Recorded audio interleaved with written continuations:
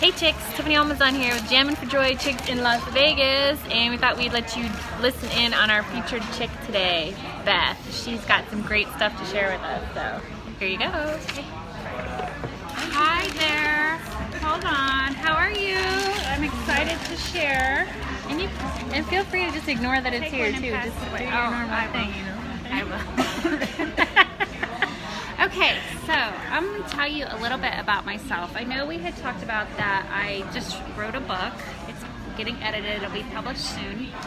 And that I'm wanting to get on into speaking, inspirational, transformational speaking. And in that, I think Bree said, well, why don't you come and give us one of your talks? Well, oh, they're all blank? It's okay, we'll share. We'll share.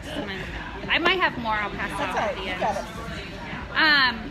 But I wanted to get into that, and I'm not going to give you like a talk yet. I am working in a workshop, a 90-day workshop, to actually formulate a talk to be able to talk about the things that are near and dear to my heart, and that would be mental health and suicide awareness, but how I can bridge the gap between my audience and that, and how that can relate to overall health and wellness and where someone might be at. So I'm super excited about learning how to do that and add value to others. But today I'm going to give you some quick background things on me and why I am so passionate about mental health. And I have been in the personal training, health and wellness field for 15 years because I found how nutrition and fitness really helped my mind, body, spirit connection, and it all is connected.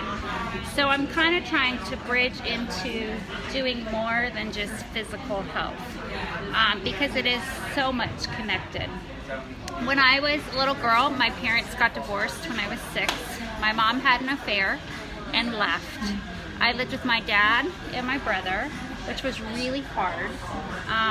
And my dad was never home, and my brother was not very nice to me. There was some abuse there, and it was a scary situation.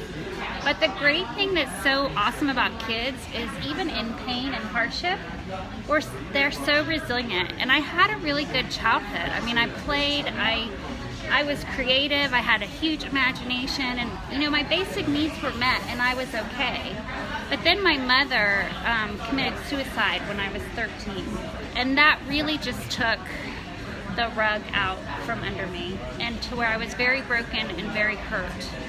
From that point, I used everything I could to numb that pain, and from alcohol to drugs to stealing to being promiscuous, everything that you can possibly numb a heart with, I did it.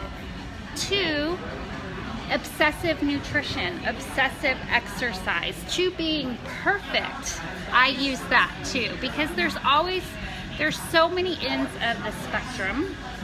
So that's a little bit about me. I also, very quickly, before I go into giving my 10 tips to improve your mental health, I was diagnosed with bipolar when I was 17 years old, and through that I had 3 doctors have told me that my life is a miracle, that people with my illness do not live the quality of life that I do.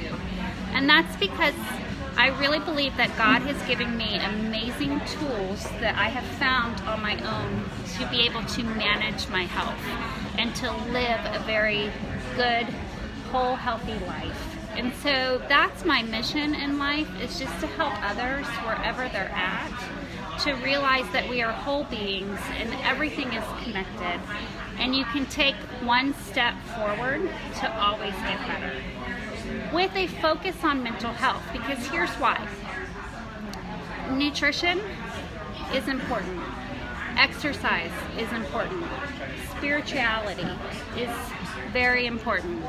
They're all very, very valuable, but they all go together. And as a country, we are focused on weight loss, weight gain, our body image, the number on the scale, diets.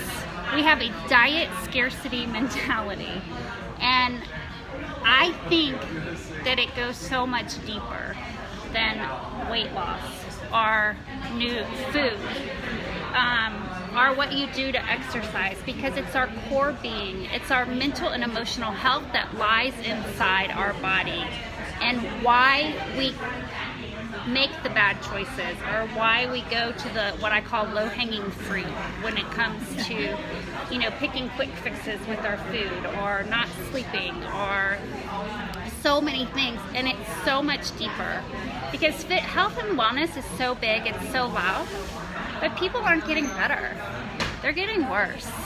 And there's so many more gadgets, and there's so many more diets, and there's so much products and tools. I am blown away. It makes me angry because we don't need another product, and we don't need another tool, or another oil, or another herb. We need to go to the root of the problem. And so that's where I am trying and working to make a difference. I did not really prepare this talk, so I'm giving you wholehearted passion from, I just thought I'd get and talk. So 10 tips to improve your mental health. And I will make sure that you get these. The number one thing you can do for your health is sleep. And as Americans, we overlook how much sleep is such a foundation in getting your rest. It's so much of everything, because when you're tired, you don't make good choices. When I'm tired, I definitely want sugar and fat and anything bad to kind of get a quick fix. If I'm tired, I won't exercise. If I'm tired, I'll bite my husband's head off and my children's. It affects everything in our bodies and in our lives. Spiritual discipline, positive mindset is so important, and I would say that's what I say next. And everybody has their own beliefs and their own faith. My faith is everything to me, but exploring that and putting quiet in your day. And I always tell people, even if they're agnostic or they don't have a faith, at least having a positive mindset and putting positivity into your mind is very important. Breaking a sweat, exercising, moving, and then eating well to live well. And I do say it's suggested to avoid or limit white flour, processed foods, sugar, and alcohol. And then encourage foods: protein, eggs, meat, fish, chicken, seeds, nuts, complex starches, veggies, fruits, supplements, vitamins, and minerals. I am in the supplement business. No matter how good you eat, I really believe that supplements have a place in people's lives, and it's worth exploring. And that's all I'm going to say about nutrition, because I think we all know a lot about nutrition. Knowledge is not the problem when it comes to nutrition. Right. Our exercise, our health. We know too much. So it's actually figuring out what works for you and putting it into action. Taking time to play every day. Every day, what do you do? Can you take 15 minutes and do something that's fun? Because as adults, we are so serious, and we have this to-do list, and we go, go, go. But making sure that you plan 15 minutes of fun. Some people are just fun by nature. That's who they are, and they have fun in everything they do. So they're blessed. But not all of us are. So I'm a very serious person, so I have to actually really make sure that I'm doing activities that are playful.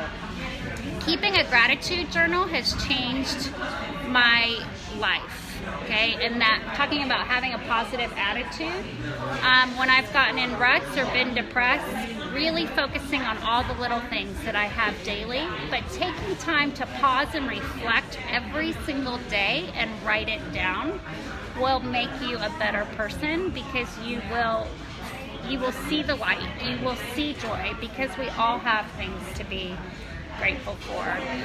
Another thing is helping and serving others. Acts of kindness, they take the focus off of you. It's so easy to get so stuck on what's going on in our life, but if we can just do small things I'll make sure you guys get this sheet because there's more to it. Getting outside, being outside, having coffee or lunch with a friend, really just making sure that you're building relationships with people that are not just business driven. I mean, a lot of times we do a lot of networking for business and we do make friends that way, but just having general people that add value that are friends and making time for that. And then oh, Rosemary's watching you there. Getting out and experiencing nature.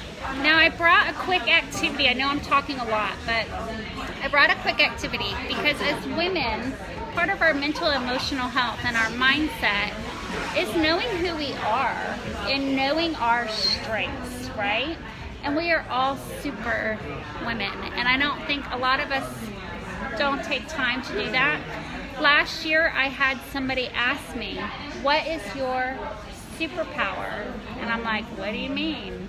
They're like, what makes you you? Like, why are people attracted to you? And you have something special. What is it?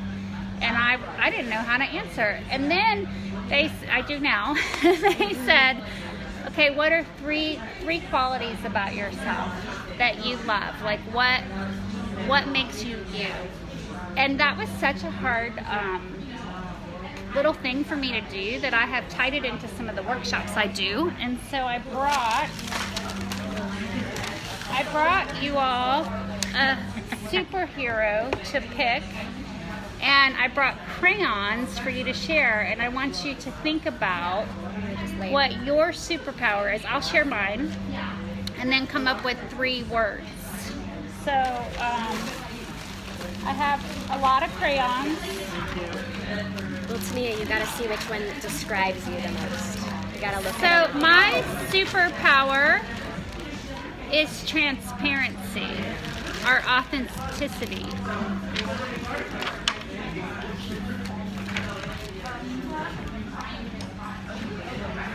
And then that will really wrap up, and you guys can share crayons if you want. That will really wrap up what I wanted to do with y'all today. And this is part of my business. Oh, sorry, I'm blocking the view here. It's right there. I like Can I that have that one if you don't want it? I actually don't. Do? What do you got over there? And if you don't, I need one. Okay. if you don't want to do it right now, you can certainly take it home. But I really want you to think about what makes you you, what your superpower is, and take time to think about, 3 words that are positive that describe you. And then you can hang it up in your house.